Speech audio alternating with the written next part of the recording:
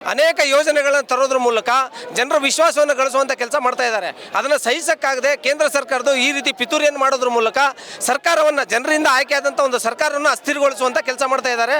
Sir, ಸಿದ್ದರಾಮಯ್ಯನವರು ಹಗರಣ ಮಾಡಿದರೆ ಅದಕ್ಕೆ ಪ್ರಾಥಮಿಕವಾಗಿ ತನಿಖೆ ನಡೀಲಿ.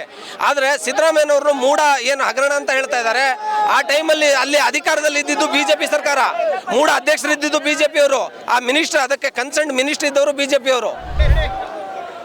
ಇವತ್ತು ರಾಜ್ಯಾದ್ಯಂತ ಎಲ್ಲ ಜಿಲ್ಲೆಗಳಿಂದನೂ ಕೂಡ ಜನರು ಯಾಕೆ ಬಂದಿದ್ದಾರೆ ಅಂತ ಹೇಳಿದ್ರೆ ಈ ದೇಶದ ಸಂವಿಧಾನವನ್ನು ಉಲ್ಲಂಘನೆ ಮಾಡಿ ಇಲ್ಲಿನ ರಾಜ್ಯಪಾಲರು ಸಿದ್ದರಾಮಯ್ಯನವ್ರ ವಿರುದ್ಧ ಒಂದು ರಾಜಕೀಯ ಒಂದು ಜನತಂತ್ರ ವ್ಯವಸ್ಥೆಯಲ್ಲಿ ಜನರಿಂದ ಆಯ್ಕೆಯಾದಂಥ ಒಬ್ಬ ಮುಖ್ಯಮಂತ್ರಿಯನ್ನು, ಒಬ್ಬ ಸರ್ಕಾರವನ್ನು ಅಸ್ಥಿರಗೊಳಿಸಬೇಕು ಅಂತ ಹೇಳಿ ಕೇಂದ್ರ ಸರ್ಕಾರದಿಂದನೇ ಪ್ಲಾನ್ ಆಗಿ ಅವರು ರಾಜ್ಯಪಾಲರ ಮೂಲಕ ತಮ್ಮ ಒಂದು ಬಯಕೆಯನ್ನು ಈಡೇರಿಸುವಂಥ ಕೆಲಸ ಮಾಡ್ತಾ ಇದ್ದಾರೆ.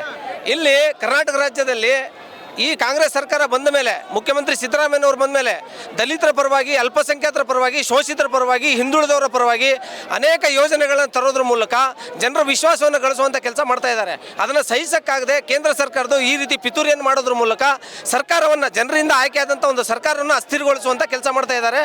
ಅದಕ್ಕೆ ನಾವು ಸಾಮಾನ್ಯ ಜನರು ಯಾವ ಕಾರಣಕ್ಕೂ ಇಂಥ ಸಂವಿಧಾನ ವಿರೋಧಿ ನಡವಳಿಕೆಯನ್ನು ಸಹಿಸೋದಿಲ್ಲ. ಅದು ರಾಜ್ಯಪಾಲರೇ ಆಗಲಿ ಅಥವಾ ಪ್ರಧಾನಮಂತ್ರಿಗಳೇ ಆಗಲಿ. ಆ ಕಾರಣಕ್ಕೆ ನಾವೆಲ್ಲರೂ ಕೂಡ ಬೀದಿಗಿಳಿದು ಒಂದು ಜನ ಸರ್ಕಾರವನ್ನು ಉಳಿಸ್ಕೊಳ್ಳುವಂಥ ಕೆಲಸಕ್ಕೋಸ್ಕರ ನಾವೆಲ್ಲರೂ ಇವತ್ತು ಸೇರಿದ್ದೀವಿ. ಇವತ್ತು ಎಲ್ಲ ಜಿಲ್ಲೆಗಳಿಂದನೂ ಕೂಡ, ಪ್ರತಿ ಜಿಲ್ಲೆಗಳಿಂದನೂ ಕೂಡ ವಾಲಂಟಿಯರ್ ಆಗಿ ಜನಗಳು ಬಂದಿದ್ದಾರೆ ಸರ್. ಎಲ್ಲ ಜಾತ್ಯತೀತವಾಗಿ ಎಲ್ಲ ಜನಗಳು, ಎಲ್ಲ ಸಮುದಾಯದ ಜನಗಳು ಕೂಡ, ಅಲ್ಪಸಂಖ್ಯಾತರು, ಶೋಷಿತರು, ದಲಿತರು ಎಲ್ಲರೂ ಕೂಡ ಬಂದಿದ್ದಾರೆ. ಸಿದ್ದರಾಮಯ್ಯ ಅವ್ರನ್ನ ಯಾಕೆ ಟಾರ್ಗೆಟ್ ಮಾಡ್ತಾ ಇದ್ದಾರೆ ಅಂತ ಹೇಳಿದ್ರೆ, ಮುಂಚೆಯಿಂದನೂ ಈಗ ನೋಡಿ, SC SP TSP ಅನ್ನು ಜನಸಂಖ್ಯೆಗೆ ಅನುಗುಣವಾಗಿ ದಲಿತರಿಗೆ ಮತ್ತು SC STಗಳಿಗೆ ಕೊಡಬೇಕು ಅಂತ ಹೇಳಿ ಸಿದ್ದರಾಮಯ್ಯವ್ರು ಏನು ತಂದರು, ಅದು ದೇಶಾದ್ಯಂತ ಎಲ್ಲ ಕೇಂದ್ರ ಸರ್ಕಾರದಲ್ಲೂ ಕೂಡ ಎಲ್ಲ ರಾಜ್ಯಗಳಲ್ಲೂ ಕೂಡ SCP ಮತ್ತು TSP ಅನ್ನು ತರಬೇಕು, ಜನಸಂಖ್ಯೆಗೆ ಅನುಗುಣವಾಗಿ ಪ್ರತಿಯೊಬ್ಬರಿಗೂ ಸಾಮಾಜಿಕ ನ್ಯಾಯ ಕೊಡಬೇಕು ಅಂತ ಹೇಳ್ಬಿಟ್ಟು ಏನು ಘೋಷಣೆ ಎದ್ದಿದೆ. ಈಗ ಅದನ್ನು ಸಹಿಸಕ್ಕಾಗದೆ ಸಿದ್ದರಾಮಯ್ಯನವರು ಜನಪರವಾಗಿ ಇರುವಂಥ ಕೆಲಸ ಮಾಡ್ತಾರೆ. ಈಗ ಜಾತಿ ಜನಗಣತಿಯನ್ನು ಕೂಡ ಅವರು ತರ್ತಾ ಇದ್ದಾರೆ. ಯಾಕಂದರೆ ಕೇಂದ್ರದಲ್ಲಿ ರಾಹುಲ್ ಗಾಂಧಿ ಅವರು ಕೂಡ ಜಾತಿ ಜನಗಣತಿಯನ್ನು ಮಾಡಬೇಕು, ಎಲ್ಲ ಸಮುದಾಯಗಳಿಗೂ ಕೂಡ ಜನಸಂಖ್ಯೆಗೆ ಅನುಗುಣವಾಗಿ ಸಾಮಾಜಿಕ ಪ್ರಾತಿನಿಧ್ಯ ಸಿಗಬೇಕು, ರಾಜಕೀಯ ಪ್ರಾತಿನಿಧ್ಯ ಸಿಗಬೇಕು ಅಂತ ಹೇಳ್ತಾ ಇದ್ದಾರೆ. ಅದು ಕರ್ನಾಟಕದಲ್ಲೂ ಕೂಡ ಕೂಗೆದ್ದಿದೆ. ಅದನ್ನು ಹತ್ತಿಕ್ಕಬೇಕು ಅನ್ನೋ ಕಾರಣಕ್ಕೆ ಸಿದ್ದರಾಮಯ್ಯವ್ರನ್ನ ಟಾರ್ಗೆಟ್ ಮಾಡ್ತಾ ಇದ್ದಾರೆ. ಸರ್, ಸಿದ್ದರಾಮಯ್ಯನವರು ಹಗರಣ ಮಾಡಿದರೆ ಅದಕ್ಕೆ ಪ್ರಾಥಮಿಕವಾಗಿ ತನಿಖೆ ನಡೀಲಿ.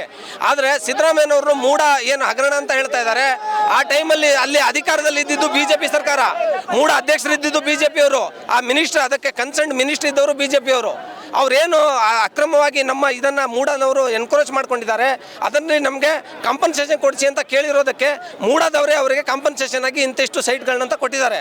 ಆದರೆ ಅದನ್ನು ಆ ಕಾಲಕ್ಕೆ ಇದ್ದಂಥ ಮೂಡ ಅಧ್ಯಕ್ಷರಾಗಲಿ, ಮಿನಿಸ್ಟರ್ ಆಗಲಿ ಅವ್ರ ಮೇಲೆ ಕಂಪ್ಲೇಂಟ್ ಆಗಬೇಕಾಗಿತ್ತು. ಇವರು ಅಕ್ರಮವಾಗಿ ಅಥವಾ ಇವರು ಅಧಿಕಾರದಲ್ಲಿ ಇರಲಿಲ್ಲ, ಅವಾಗ ಕಾಂಗ್ರೆಸ್ ಪಕ್ಷನೂ ಕೂಡ ಇರಲಿಲ್ಲ.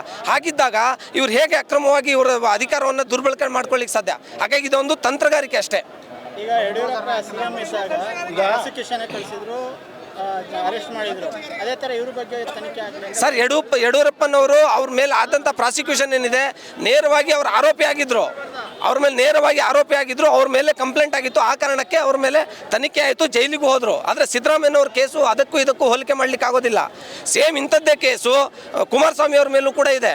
ಸುಮಾರು 11 ತಿಂಗಳಿಂದ ಇದೇ ರಾಜ್ಯಪಾಲರು ಕುಮಾರಸ್ವಾಮಿ ಮೇಲೆ ಬಂದಂಥ ಕಂಪ್ಲೇಂಟನ್ನು ಯಾವ ಕಾರಣಕ್ಕೂ ಅದನ್ನು ತೆಗೆದು ನೋಡ್ದೇನೆ ಯಾರೋ ಥರ್ಡ್ ಪಾರ್ಟಿ, ಇದು SIT ಆಗಲಿ, ಆಮೇಲೆ CID ಆಗಲಿ ಅಥವಾ ಪೊಲೀಸ್ ಇಲಾಖೆ ಆಗಲಿ ಮನವಿ ಮಾಡಿರೋದಲ್ಲ ರಾಜ್ಯಪಾಲರಿಗೆ.